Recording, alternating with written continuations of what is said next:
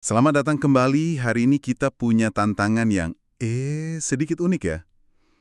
Anda mengirimkan kami tautan ke laman Google Books untuk sebuah karya klasik, The Autobiography of Benjamin Franklin. Tapi ini spesifik, edisi P.F. Collier tahun 1909.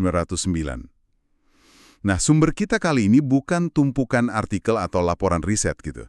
Tapi lebih ke, jejak digital buku ini di Google Books. Jadi ya isinya metadata, potongan daftar isi, sama daftar kata kunci. Jadi misi kita dalam pembahasan mendalam kali ini, kita mau coba gali nih sebanyak mungkin wawasan tentang buku ini, dan mungkin juga tentang Franklin sendiri ya, tapi hanya berbekal informasi dari satu laman web itu aja. Seberapa dalam coba kita bisa menyelam hanya dengan remah-remah informasi ini? Oke, mari kita mulai bongkar. Ini pendekatan yang menarik sekali ya. Kita kan seringnya abai ya sama detail kayak metadata atau fitur kata kunci umum yang otomatis itu. Ini kesempatan bagus nih buat lihat seberapa banyak cerita yang bisa terungkap dari detail yang kelihatannya sepele ini. Tapi ya sumber kita memang terbatas, cuma deskripsi dari satu laman Google Books. Jadi kita harus hati-hati juga sama kesimpulannya nanti. Oke, siap. Nah, yang pertama, kelihatan jelas banget, ini buku tebalnya 397 halaman, diterbitkan oleh P.F. Collier and Son tahun 1909. Tapi langsung ada yang menarik perhatian saya nih. Di bagian informasi buku, itu tertulis genrenya clergy, rohaniwan. Ini agak bikin kening berkerut ya. Kan Franklin lebih dikenal sebagai negarawan, penemu, penulis, bukan rohaniwan profesional gitu. Apa ini salah label aja ya? Baru sempurna ya. Atau, nah ini kemungkinan lain yang lebih menarik, mungkin penerbit P.F. Collier di tahun 1909 itu memang sengaja membingkai atau memasarkan edisi ini dengan penekanan kuat di aspek moral, etika, atau refleksi religius Franklin. Kita tahu kan, Franklin banyak nulis soal kebajikan, perbaikan diri. Mungkin di awal abad ke-20, ya sisi itulah yang mau ditonjolkan penerbit ini. Sayangnya, ya kita nggak bisa pastiin tanpa lihat buku fisiknya atau konteks penerbitan Collier waktu itu. Kita cuma bisa nebak-nebak aja. Tapi ini langsung jadi catatan penting. Jangan telan mentah-mentah kategori otomatis gitu aja. Benar, benar. Ini jadi misteri kecil pertama kita nih. Oke, lanjut ya ke bagian contents atau daftar isi. Di sini ada kejutan berikutnya. Tertulis Benjamin Franklin His Autobiography mulai halaman 5. Oke, standar. Tapi anehnya nih, di halaman 175 kok tercantum judul The Journal of John Woolman, terus diikuti chapter 1 di halaman 177.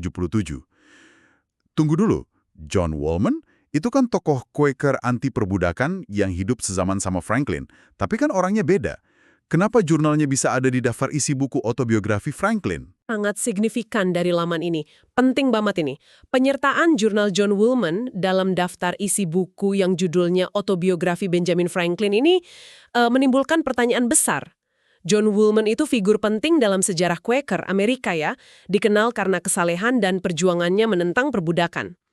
Apakah edisi P.F. Collier 1919 ini sebenarnya bukan hanya autobiografi Franklin, melainkan sebuah volume kompilasi gitu yang menggabungkan dua karya penting dari era kolonial Amerika. Jadi menggabungkan Franklin sang negarawan pragmatis dengan Woolman sang nurani moral Quaker. Ini bisa jadi pilihan editorial yang disengaja oleh Collier loh. Oh, jadi mungkin buku ini semacam 2 in 1 gitu ya.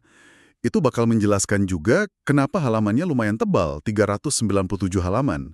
Tapi ya itu, lagi-lagi laman Google Books ini nggak ngasih konfirmasi eksplisit kan? Cuma nyajiin data daftar isi yang ya bisa dibilang membingungkan ini.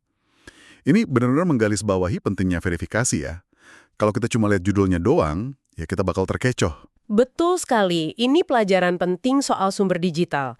Apa yang tampak di permukaan itu belum tentu cerita lengkapnya. Mungkin ada struktur internal atau konten tambahan yang nggak langsung kelihatan dari judul atau deskripsi singkat. Kalau Anda memang benar-benar ingin mempelajari edisi spesifik 1909 ini, temuan ini nunjukin Anda perlu cari konfirmasi lebih lanjut. Idealnya sih ya lihat buku fisiknya langsung. Nah, ngomong-ngomong soal cari buku fisik, laman Google Books ini juga ngasih info ketersediaan. Dikatakan no e-book available untuk edisi 1909 ini di Google Play. Ya cukuplah wajar ya untuk edisi lama.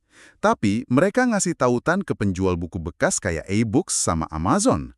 Terus ya, saran standar buat nyari di perpustakaan. Jadi, dapatin edisi Collier 1909 ini kayaknya perlu sedikit usaha berburu nih. Laman ini juga nyantumin edisi lain dari tahun-tahun beda. 1886, 1925, 2007. Informasi soal edisi lain ini juga berguna sebetulnya. Mengingatkan kita kalau karya klasik kayak autobiografi Franklin ini seringkali hadir dalam berbagai versi yang diterbitkan sepanjang waktu. Tiap edisi itu bisa punya pengantar yang beda, dari editor yang beda, catatan kaki beda, bahkan mungkin ada sedikit variasi teks atau, nah seperti yang kita curigai di sini, malah digabung sama karya lain. Tahu ada edisi lain itu membuka kemungkinan buat ngebandingin gimana sih Franklin dan karyanya disajikan ke pembaca di era yang beda-beda. Nah, sekarang kita masuk ke bagian yang menurut saya paling potensial nih buat gali dagingnya teks ini. Meskipun ya secara nggak langsung, yaitu bagian Common Terms and Phrases, atau istilah dan frasa umum. Ini kan pada dasarnya daftar kata kunci yang paling sering muncul dalam pemindaian teks buku ini oleh Google. Semacam, sidik jari leksikal gitu. Melihat daftar ini tuh kayak mencoba merekonstruksi tema utama buku cuma dari kata-kata yang paling sering diulang. Apa nih yang menonjol dari daftar ini? Daftar ini memang luar biasa kaya ya, dan ngasih banyak banget petunjuk tematik. Kita bisa kelompokkan jadi beberapa area besar nih yang kayaknya sering dibahas dalam teks edisi ini. Pertama, soal konteks sosial dan pengaruh Quaker. Istilah kayak friends, itu kan sebutan khas kaum Quaker ya. Terus struktur pertemuan mereka, monthly meeting, quarterly meeting, yearly meeting, dan nama tokoh Quaker kayak John Woolman, yang jurnalnya mungkin ada di buku ini kan, sama William Penn, pendiri Pennsylvania itu. Nama-nama ini muncul berkali-kali. Ini sangat memperkuat dugaan kalau Quakerisme baik sebagai komunitas maupun sistem nilai itu punya peran signifikan dalam narasi edisi ini, entah itu narasi Franklin sendiri atau karena kehadiran jurnal Woolman tadi. Kedua, refleksi moral, filosofis, dan pengembangan diri. Ini kelihatan jelas banget dari seringnya muncul kata-kata kayak art of virtue. Nah, ini kan konsep terkenal Franklin soal usaha mencapai kesempurnaan moral lewat 13 kebajikan spesifik itu ya. Jadi kemunculannya memang diharapkan. Terus ada duty, kewajiban, heavenly, surgawi, humble, rendah hati, instruction, pengajaran, judgment, penghakiman, pertimbangan. Ada juga mercy, belas kasihan, nature, alam, passion, nafsu, gairah, public, kepentingan umum, pure, murni, reason, akal, religion, agama, truth, kebenaran, wisdom, kebijaksanaan.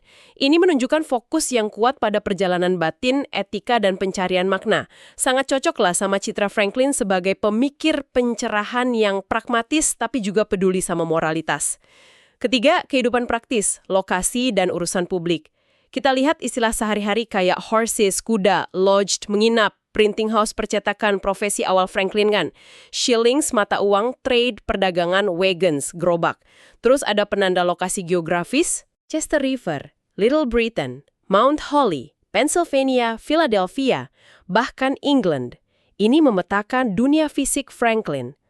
Selain itu, muncul juga istilah pemerintahan, governor, assembly, province, government.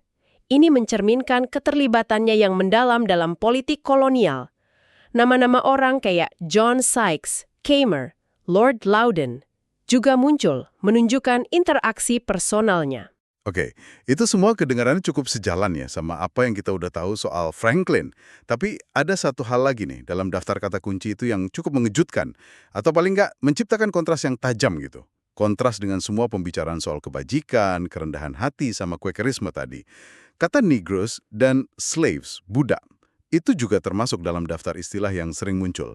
Ini rasanya, kompleks ya. Anda menangkap poin yang sangat penting itu. Kemunculan istilah slaves dan Negroes dalam daftar kata yang sering digunakan, apalagi berdampingan sama istilah Quaker dan konsep kebajikan, itu sinyal kuat yang nggak bisa diabaikan.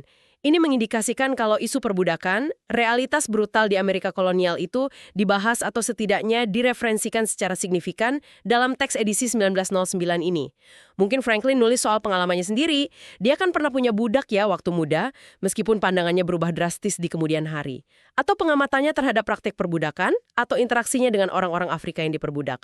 Atau, nah ini kemungkinan lain, bisa jadi ini lebih banyak muncul di bagian jurnal John Woolman, kalau memang disertakan.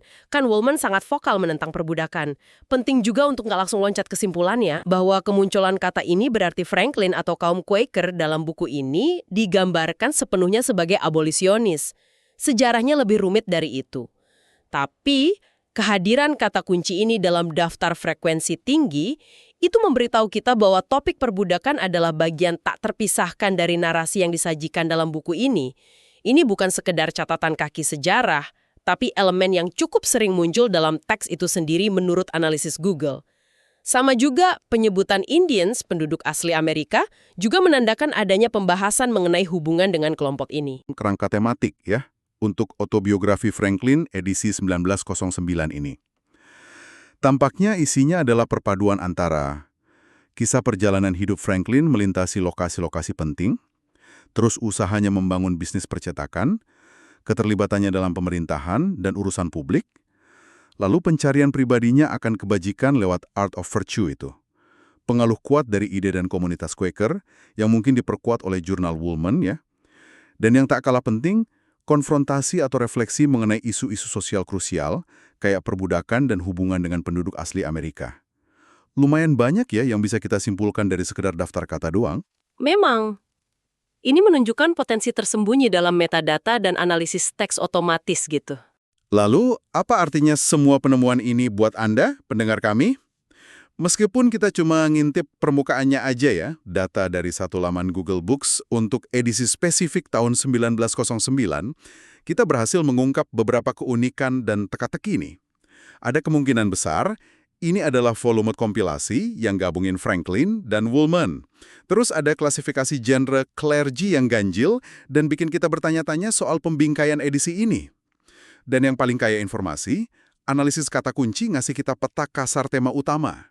Campuran antara pragmatisme dan moralitas, kehidupan publik dan refleksi pribadi, pengaruh Quaker, serta sentuhan pada isu sosial yang kompleks. Ini jadi studi kasus yang menarik ya, tentang bagaimana kita berinteraksi dengan karya klasik di era digital. Data sekunder kayak gini, klasifikasi, daftar isi yang dipindai, daftar kata kunci otomatis, itu bisa jadi pintu masuk yang memicu rasa ingin tahu. Bisa menyoroti aspek-aspek yang mungkin nggak langsung kepikiran sama kita. Namun, kita juga lihat dengan jelas batasannya. Data ini bisa ambigu, kayak status jurnal Woolman tadi. Berpotensi nggak akurat juga, contohnya klasifikasi genre itu kan. Dan jelas nggak bisa menggantikan pembacaan teks yang sebenarnya. Informasi dari laman kayak gini sebaiknya dianggap sebagai hipotesis awal lah, sebagai titik lompat untuk penyelidikan lebih lanjut, bukan sebagai kebenaran final. Tepat sekali. Rasanya kayak kita dikasih beberapa petunjuk menarik gitu ya sama informan digital, tapi kita masih perlu melakukan investigasi sendiri buat mastiin ceritanya utuh dan akurat. Kita jadi penasaran kan pengen cari edisi 1909 ini, terus lihat sendiri isinya gimana. Betul. Dan kalau kita tarik sedikit lebih jauh lagi ya, ini menyentuh isu yang lebih besar sebetulnya. Tentang gimana warisan budaya kayak karya Franklin ini direpresentasikan, dikemas ulang, dan diakses di zaman sekarang. Tiap edisi, baik fisik maupun digital, itu bawa konteksnya sendiri. Editornya siapa, penerbitnya siapa, bahkan algoritma yang menganalisisnya. Cara sebuah karya disajikan secara online itu bisa membentuk persepsi awal kita loh, bahkan sebelum kita baca satu kata pun dari teks aslinya. Nah, sebagai penutup nih, ini mungkin sesuatu untuk Anda renungkan. Seberapa jauh sih kita bisa percaya sama daftar kata kunci umum yang dihasilkan mesin untuk benar-benar menangkap jiwa, nuansa, dan kompleksitas sebuah karya kayak autobiografi Benjamin Franklin ini? Frekuensi kata memang nunjukin penekanan, tapi apa yang hilang? Mungkin ironi, argumen tersirat, atau pergeseran pemikiran penulis sepanjang hidupnya? Hal-hal itu mungkin nggak tertangkap sama algoritma penghitung kata. Mungkin penemuan kita hari ini justru jadi pemantik nih buat Anda untuk mencari edisi Franklin yang beda, mungkin yang lebih modern dengan anotasi lengkap, atau justru berburu edisi P.F. Collier 1909 yang misterius ini, supaya bisa menemukan cerita yang lebih kaya di balik data awal yang kita bedah bersama. Sampai jumpa di pembahasan berikutnya.